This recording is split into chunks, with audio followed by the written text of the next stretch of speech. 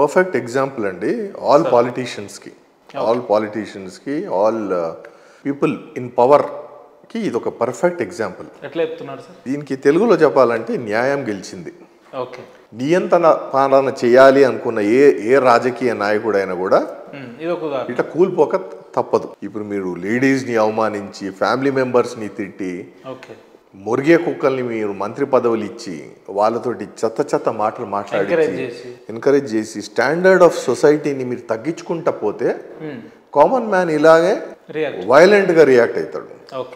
ఇది ఇలాంటి రిజల్ట్ నిన్న మీరు చూస్తుంటే జగన్మోహన్ రెడ్డి ఫేస్లో అసలు ఏడుపు ఒక్కటే తక్కువ ఆయనకి. ప్రజలు ఆయనకి ఇప్పుడు చూడండి, ప్రజలు ఆయనకు ఒక అవకాశం ఇచ్చినప్పుడు as a youngster with new ideas ఆయన ముందుకు పోవాలి. కానీ ఊరికి చంద్రబాబు నాయుడు గారిని టార్గెట్ చేసి లేనికి స్కామ్లు క్రియేట్ చేసి అరెస్ట్ చేసి ఫ్యామిలీ మెంబర్స్ని తిట్టి దాంట్లోకి వెళ్ళాయి. ఇప్పుడు నేను తప్పు చేసాను అనుకోండి, రండి నా పర్సనల్ లైఫ్లో వచ్చి మీరు పాయింట్అవుట్ చేయండి. ఎందుకంటే యాజ్ లీడర్స్ ఆఫ్ సొసైటీ మనం సొసైటీకి ఒక న్యూ మెసేజ్ ఇవ్వాలి, ఒక నీట్ అండ్ క్లీన్ ఇమేజ్ అనేది ఇవ్వాలి. మీరు ఇష్టం వచ్చిన కొత్త స్కామ్లు క్రియేట్ చేసి 3,000 నుంచి 300, 300 నుంచి 70 నుంచి 20 నుంచి అసలు స్కామే లేదనంటే అట్లాంటి స్కామ్లో 50 and above డేస్ బాబు గారిని జైల్లో పెట్టడం ఇది ఎంతవరకు కరెక్ట్ అండి? ఇదా మీకు ఇచ్చింది? మీకు పదవి అప్పచెప్పింది మీరు ప్రజల పాలన చేయాలి తప్ప కక్ష సాధింపు చర్యలు చేస్తూ ఉంటే కామన్ మ్యాన్ ఎప్పటిదాకా గమనుంటాడండి? అప్పటికి బాబు గారు చెప్తూనే ఉన్నారు, I will not be surprised if they are limited to single digit seats అని అన్నారు బాబు గారు. అది నేనే విన్నాను. అలాంటి అలాంటి ఇది పరిస్థితిలో వాస్తవంగా ఒక స్టేజ్కి 9 సీట్సే అని అన్నారు. అలాంటిది మళ్ళీ 12 వచ్చింది అనుకోండి. But this is people's verdict. You always have to respect public sentiment. మీరు ఇష్టం వచ్చినట్టు మనకి పదవి ఉంది కదా అని అక్కడ జగన్మోహన్ రెడ్డి ఇక్కడ కేసీఆర్ ఇద్దరిని చూసాం కదా, వెరీ షార్ట్ స్పాన్ ఇద్దరు ఎగ్జాంపుల్స్ చూసాము. మట్టి కొట్టుకుపోయారు అంటారు చూడండి, అలా అయిపోయింది ఇద్దరు. నిన్న రిజల్ట్ చూడండి, ఒక్క ఎంపీ సీట్ కూడా గెలవాల. అండ్ ఈ claims to be the father of Telangana KCR. మరి ఏమైంది?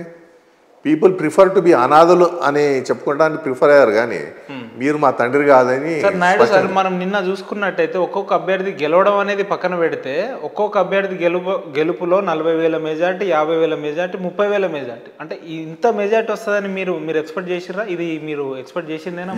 ఎక్స్పెక్ట్ చేసింది. ఎందుకంటే జగన్మోహన్ రెడ్డి అండ్ వాళ్ళ టీం ఏం చేసినంటే పాత బ్రిటిష్ పాలసీ ఇంప్లిమెంట్ చేద్దామని చూశారు. డివైడ్ అండ్ రూల్ అని, కాస్ట్ మీద, రిలీజియన్ మీద అంతా డివైడ్ అండ్ రూల్ పద్ధతిలో చేద్దామనుకున్నారు. కానీ తెలంగాణ ప్రజల కంటే నేను అంటాను ఇవాళ ఆంధ్ర ప్రజలే తెలివైన వాళ్ళు, కరెక్ట్ డిసిషన్ తీసుకున్నారు. డివైడ్ అవ్వనీలా, we have to overthrow this dictator అని అనుకున్నారు, తీసి పక్క పడేశారు. Actually it's a very welcome news. చాలా అంటే చాలా హ్యాపీ ఫీలింగ్. ఎందుకంటే మనం చేయలేని పని ప్రజలు ఓట్ ద్వారా ఈయనకి బుద్ధి చెప్పారని చెప్పేసి చాలా క్లియర్గా ఇంత స్పష్టమైన డెసిషన్ అనేది ఎక్కడ జరగలేదు.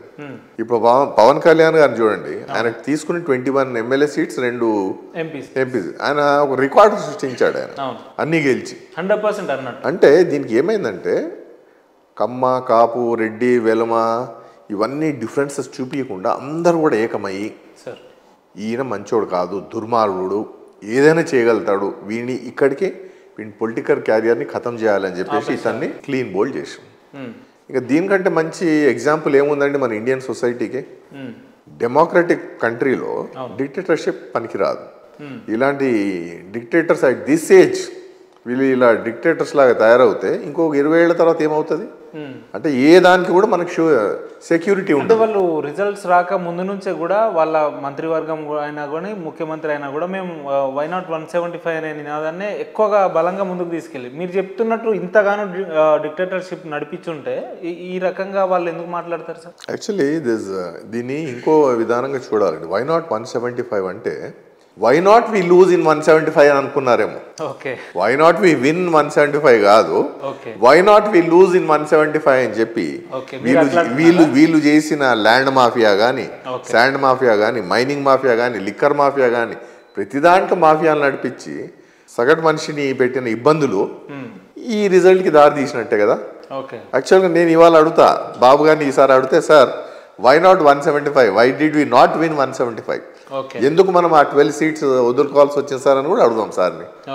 ఎందుకంటే సార్ ప్లాన్ చేసిన స్ట్రాటజీ, ఆయన ప్రజల్లోకి వెళ్ళిన పద్ధతి, ఆయన కానీ అలా మేడం భువనేశ్వరి గారు కానీ, లోకేష్ గారి, బ్రాహ్మణి గారు కానీ, వీళ్ళంతా కార్యకర్తలతో డైరెక్ట్ ఇంటరాక్ట్ అయ్యి ప్రతి కాన్స్టిట్యుయెన్సీలో డే టు డే టచ్ పెట్టుకొని ఒక బ్యూటిఫుల్ పద్ధతిలో ప్రజాపాలనని మళ్ళా తిరిగి తీసుకొచ్చారు.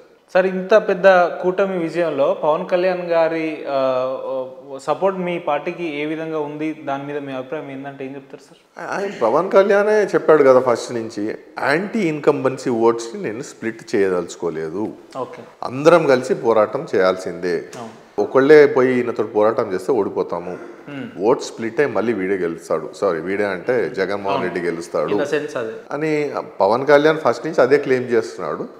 అది ఓటు స్ప్లిట్ కాకుండా 3 పార్టీలు కూడా కలిసి కష్టపడి ఇవాళ విజయం సాధించాం. సరే, నిన్న ఇంత పెద్ద విజయం టీడీపీ రావడంతో కొంతమంది మేధావులు లేదంటే ఇంటలెక్చువల్స్ ఏమంటున్నారంటే వైసీపీ మీద ఉన్న వ్యతిరేకతతోటే టీడీపీని ఎన్నుకున్నారు తప్ప ఏదో టీడీపీ రాబోయే రోజులు ఏదో చేస్తుందని కాదు అని చెప్పేసి కూడా మాట్లాడుతున్నారు. అటువంటి వాళ్ళకి మీరేం చెప్తారు సార్? ఒకసారి తెలంగాణ రమ్మని చెప్పండి అలాంటి వాళ్ళందరినీ.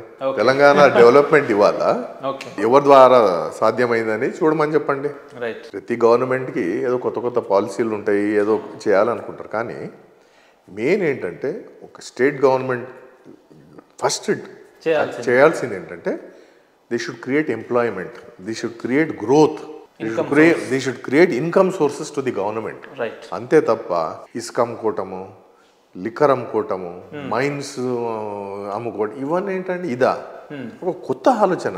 ఇప్పుడు ఐటీ సెక్టర్ తీసుకొచ్చి బాబు గారు అప్పుడు ఆ రోజులలో విజన్ 2020 అని మీరు పాతవి తీసి చూస్తే అవన్నీ కూడా ఇప్పుడు ఇంప్లిమెంట్ అయి ఉన్నాయి. That is growth. That is why Chandrababu Naidu గారిని విజనరీ లీడర్ అంటారు.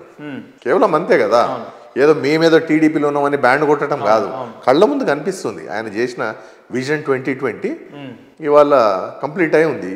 ఇప్పుడు now again 100 years of independence అనే దాని మీద, ఆ స్లోగన్ మీద విజన్ 2047 అనేది కొత్తగా స్టార్ట్ చేసిన బాబు గారు. మీరు చూడండి, రాబోయే కాలంలో మీరు ఉంటారు, నేను ఉంటా, అందరం ఉంటాం, చూద్దాం ఎంత బాగా చేస్తారు అనేది. బాబు గారు జగన్ మీద వ్యతిరేకత ఉంది కాదని కాదు, కానీ ఈ వ్యతిరేకత కంటే వీ వాంట్ డెవలప్మెంట్ అని ఏపీ ప్రజలు కోరుకున్నారు, అదే సాధిస్తున్నారు.